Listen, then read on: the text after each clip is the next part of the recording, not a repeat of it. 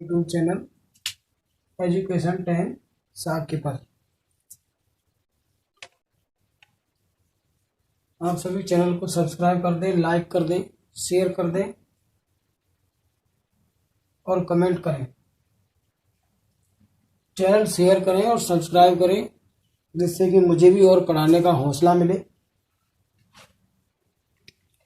तो हमने इससे पहले के वीडियो में स्वर संधि के विषय में पढ़ लिया था, लगभग खत्म हो गई थी, पूरी संधि हो गई थी स्वर संधि।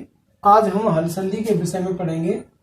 हल संधि जिसका दूसरा नाम है व्यंजन संधि। व्यंजन संधि, हल संधि कह दीजिए या फिर व्यंजन संधि कह दीजिए। आज हवा बहुत तेज चल रही है, चक्रवात तूफान जैसा कोई सिस्टम बन रहा है आज।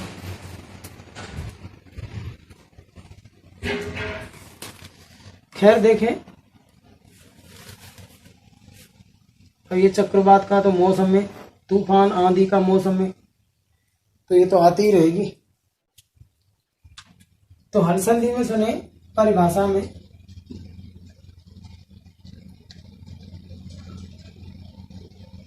हलानाम परे हल, हलानाम परे हल स्वर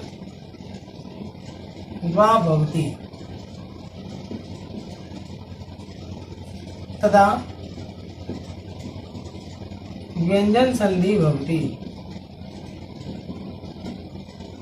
तदा व्यंजन संधि भवति, यानी कि हल वर्णों के पश्चात यदि कोई भी हल वर्ण आता है, हल वर्ण यानी कि व्यंजन वर्ण आता है या कोई स्वर वर्ण आता है तो उसे ही क्या कहेंगे, व्यंजन संधि कहेंगे या क्या कहेंगे, हल संधि कहेंगे। तो इसकी स्थिति हमें तीन रूपों में प्राप्त होती है, जैसे कि हल प्लस हल आएगा तो व्यंजन संधि कहेंगे। जैसे कि जगत प्लस नाथ, जगत प्लस नाथ, यहाँ दोनों जगह पर हल है, इन दोनों जगह पर हल है यानी कि व्यंजन वर्ण है, तो यहाँ पर भी व्यंजन संधि होगी। दूसरा है हल प्लस अच, हल प्लस अच। पहले जैसे कि वाक प्लस ईस,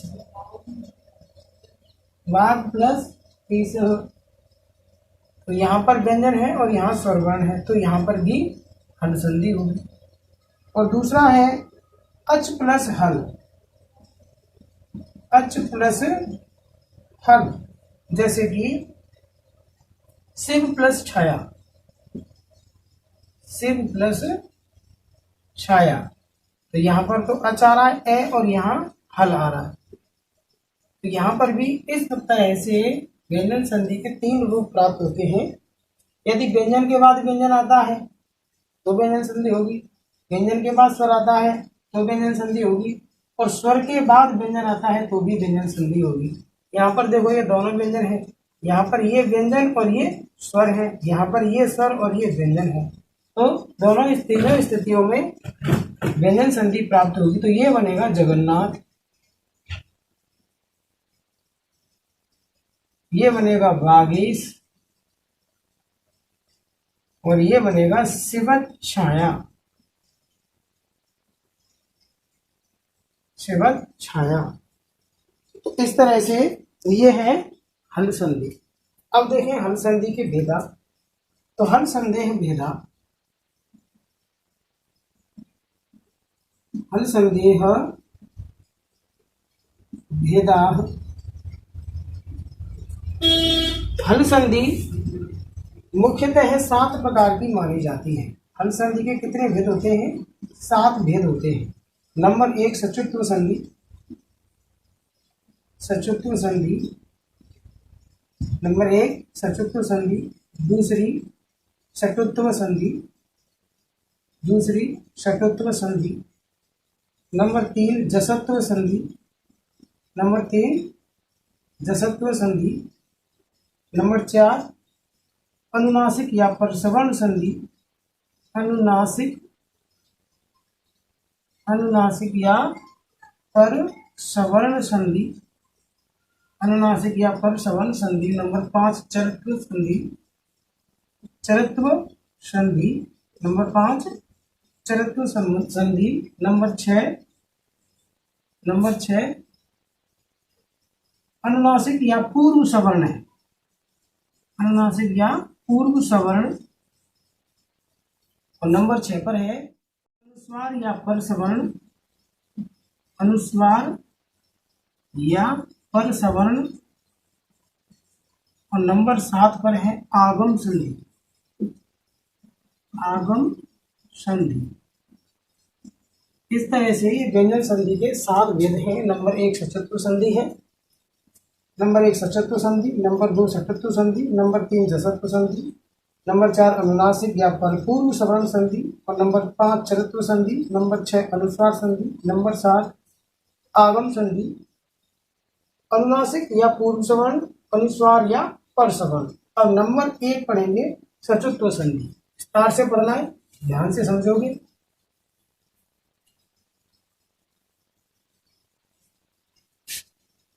नंबर 1 सचत्व संधि।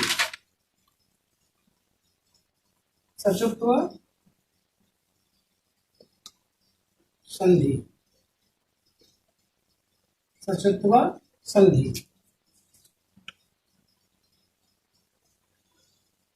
सचत्व संधि का सूत्र है स्तोह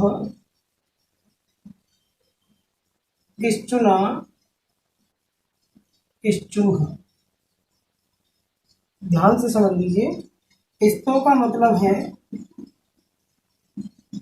सकार और तैवर्ग। श्चू का मतलब है सकार और चवर्ग। और श्चू का मतलब भी है सकार और चवर्ग। यानी कि इसका मतलब ये है स्तो वर्णों के स्थान पर, यानी कि सकार तैवर्ग वर्णों के स्थान पर श्चू वर्ण आदेश हो जाते हैं। लेकिन कब श्चुना, जब श्चू वर्ण परे हों, यानी कि सकार और च वर्ग वर्ण परे आ जाएं। विस्तार से समझें। जैसे कि स्तो का मतलब है, स्तो में पहला तो स आ जाएगा, फिर तै वर्ग का मतलब है ते, थे, दे, धे और ने। फिर इधर से समझे एक बार। तो स्तो का मतलब है से, ते, थे, दे, धे और ने। फिर इसके बाद स्टू होना चाहिए। स्टू यानी कि से, चे, छे, जे, झे और ये होना चाहिए। ऐसी स्थिति में स्टू आदेश हो जाता है। किनके स्थान पर? इन वर्णों के स्थान पर स्टू आदेश करना है।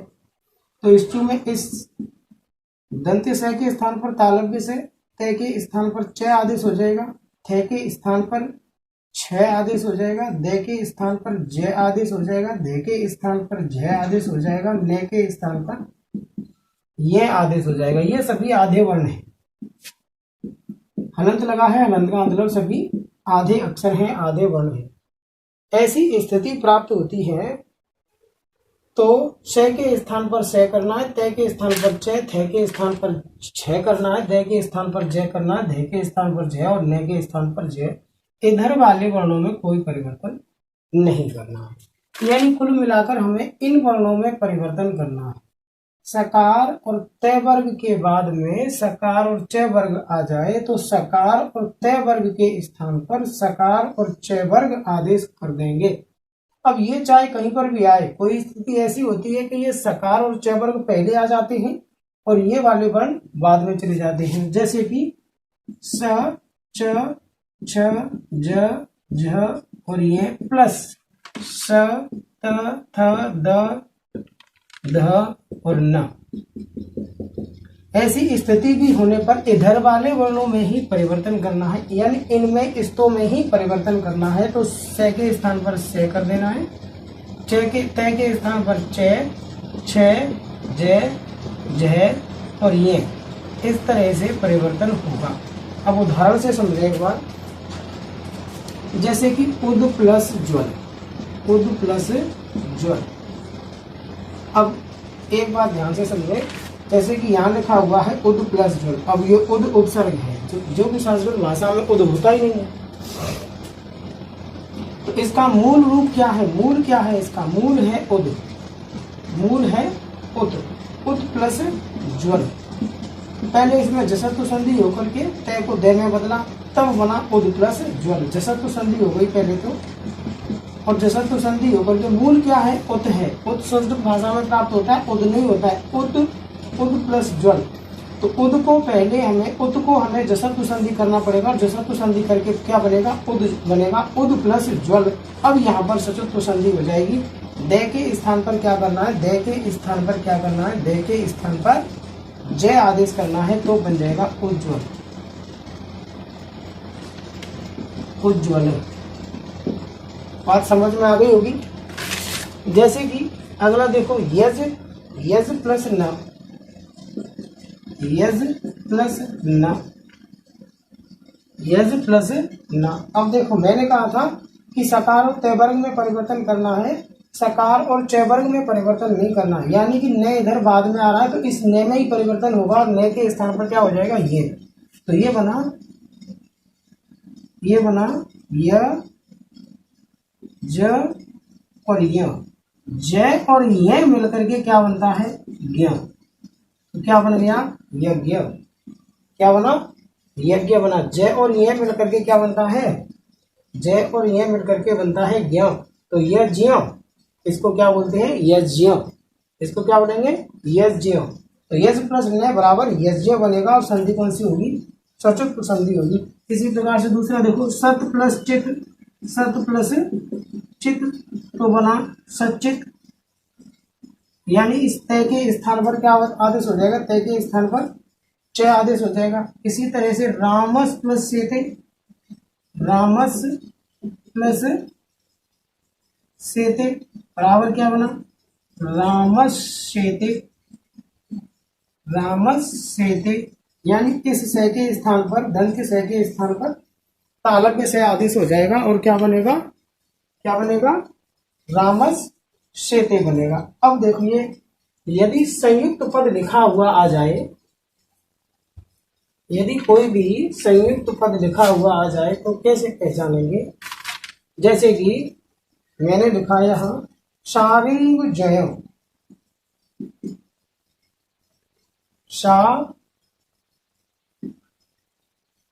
शारिंग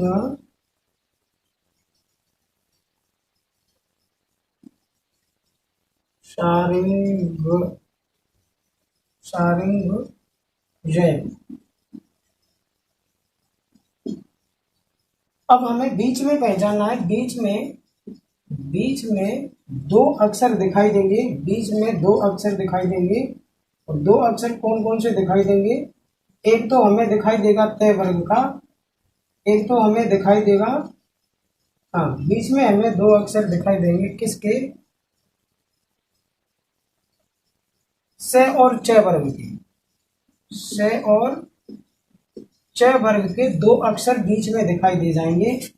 एक अक्षर आधा होगा, एक पूरा होगा। समझ लेना, वहां पर कोई संधि होगी, सचुत संधि होगी। जैसे कि सचित, सचित लिखा, ये दोनों च आ गए बीच में। ये दोनों च किसके हैं?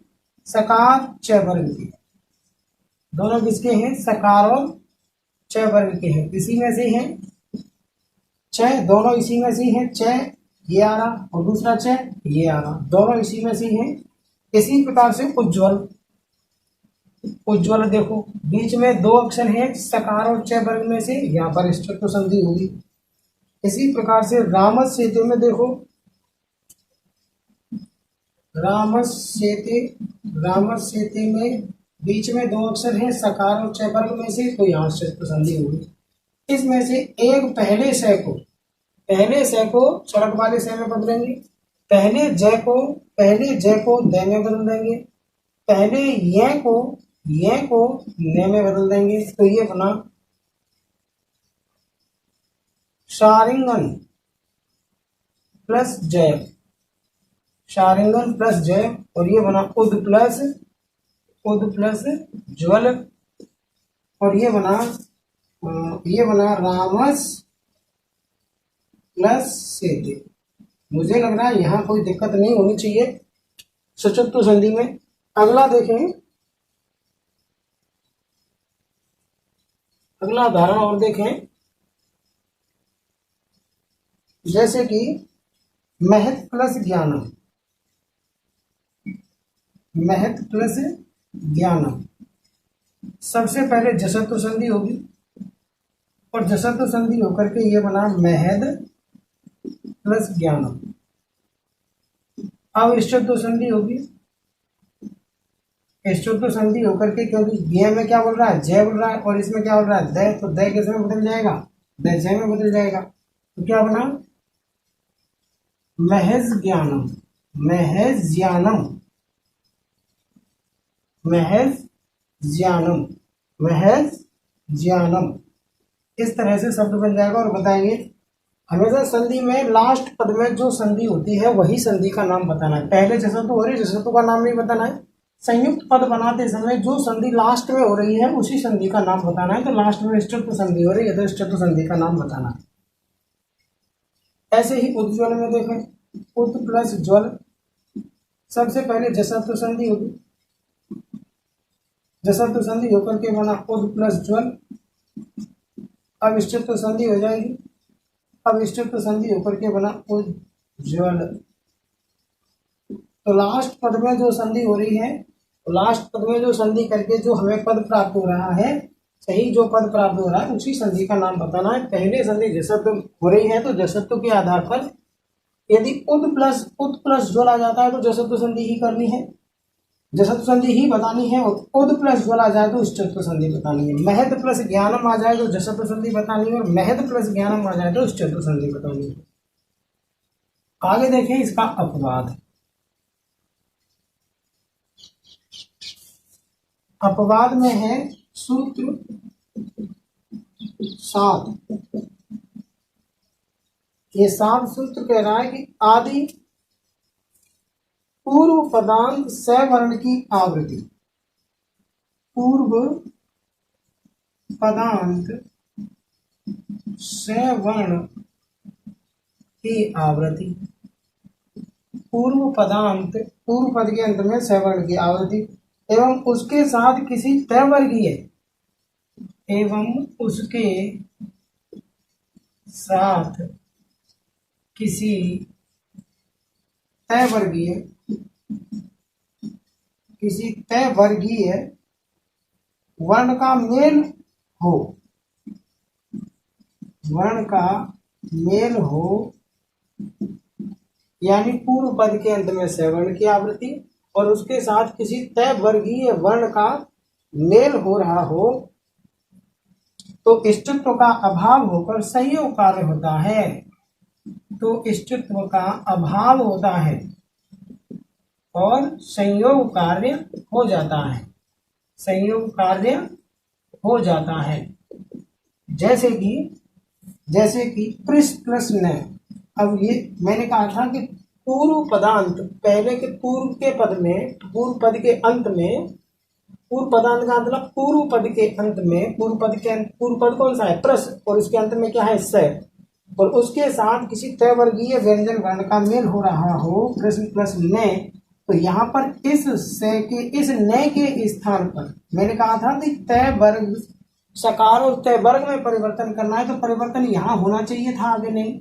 यहाँ पर क्या होना चाहिए था, न के स्थान पर यह होना चाहिए था, लेकिन यहाँ परिवर्तन नहीं होगा, क्योंकि यहाँ पर पूर्व पद के अंत में सरगम वाला स है और सरगम वाले स के बाद तय वर्गीय व्यंजन वर्ण का मेल है। इस कारण से कोई भी परिवर्तन नहीं होगा और शब्द बन जाएगा प्रश्न। केवल क्या होगा, संयोग होगा, केवल क्या होगा, संयोग कार्य होगा। जैसे कि विष प्लस न तो बराबर बन जाएगा विष्णु। कोई भी परिवर्तन नहीं हुआ, यहाँ भी क्या हुआ, संयोग कार्य हुआ। तो ये इसका एक अपवाद है, इस्तो इष्टना इष्टि। ये नियम तो कह रहा है, ये नियम भी लग रहा है। फिर प्रश्न में स के बाद न आ रहा है, न जैसे कि मैंने एक उदाहरण बताया था, यज प्लस न, यज प्लस न। मैंने कहा था इस्तो यानी सकार और तय वर्ग में परिवर्तन करना है, और सकार और तय वर्ग में परिवर्तन कौन सा होगा, सकार और चय वर्ग वाला परिवर्तन होगा। तो यहाँ तय वर्ग में लास्ट वाला अक्षर है न, और चय वर्ग का लास्ट वाला अक्षर है य, इसलिए ये बना था यज्ञ, ये बना था। और जिसका हमें संयुक्त रूप क्या प्राप्त हुआ था, यज्ञ, ये प्राप्त हुआ था। लेकिन यही स्थिति तो यहाँ है, लेकिन इसमें कह रहा है कि पूर्व पद के अंत में यदि सलगम वाला से आ रहा है और उसके साथ में किसी तय वर्गीय वर्ण का मेल हो रहा हो, तो इष्टत्व संधि का अभाव रहता है और संयोग कार्य हो जाता है। तो विशेष रूप से याद रखेंगे, प्रश्न और विष्णु में संयोग कार्य है, इष्टत्व संधि नहीं होगी।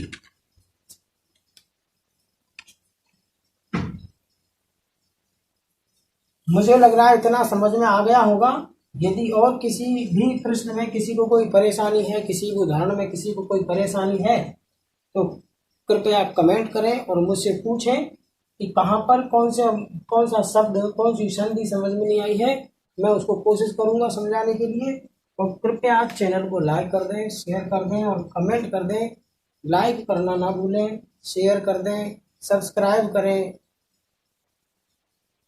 मौसम के देखते हुए अब इतना ही, आज कुछ मौसम खराब है इसलिए इतना ही कराएंगे। ठीक है, धन्यवाद। लेकिन चैनल को लाइक कर दें। चैनल का नाम है एजुकेशन 10 साकी।